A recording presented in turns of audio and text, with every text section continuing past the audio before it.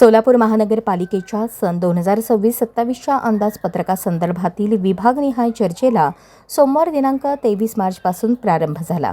महापालिकेच्या नियोजनानुसार 23 ते 29 मार्च या कालावधीत विविध विभागांच्या अंदाजपत्रकावर सविस्तर चर्चा होणार आहे.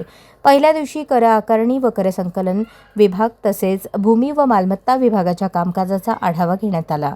आगामी दिवसात मंडई व कोंडवाडा, आरोग्य व घनकचरा व्यवस्थापन, बांधकाम परवाना, विद्युत, सामान्य प्रशासन, उद्यान, सार्वजनिक आरोग्य अभियंता, विविध प्रभाग, परिवहन आणि प्राथमिक शिक्षण मंडळ आदी विभागांवर टप्प्याटप्प्याने चर्चा होणार आहे.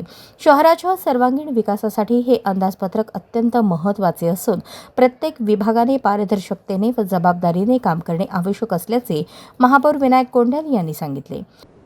सोलापूर महानगरपालिकेतील 26-27 अंदाजपत्रकीय सभा प्रत्येक खात्याची या ठिकाणी बैठक आयोजन केलेलं आहे. सर्व नगरसेवकांनी या ठिकाणी येऊन जे काय आपल्याला जमीन बाजू असेल, खर्च बाजू असेल, त्याचं या ठिकाणी आढावा बैठक आपण या ठिकाणी घेतलेला आहे आणि 30 तारखेला येत्या बजेट बोर्ड अंदाजपत्रकीय सभा 30 तारखेला या ठिकाणी आयोजन केलेलं आहे.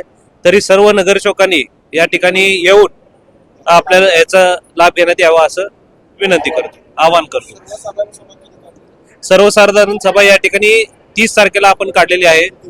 30 तारखेला 11:30 वाजता या ठिकाणी आपण काढलेले आहे. बैठकीदरम्यान विविध विभागांच्या कामकाजाचा आढावा घेऊन प्रलंबित कामे तातडीने पूर्ण करण्याच्या सूचना देण्यात आल्या असून नागरिकांना अधिक चांगल्या सुविधा देण्यासाठी नियोजनबद्ध निधी वापरून विकास कामांना गती देण्याचा निर्धार व्यक्त करण्यात आला.